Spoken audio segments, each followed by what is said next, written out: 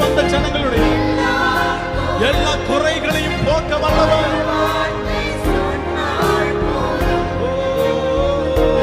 ஐயா ஒரு வார்த்தை சொன்னார், ஏசையா ஐயா ஒரு வார்த்தை சொன்னார்.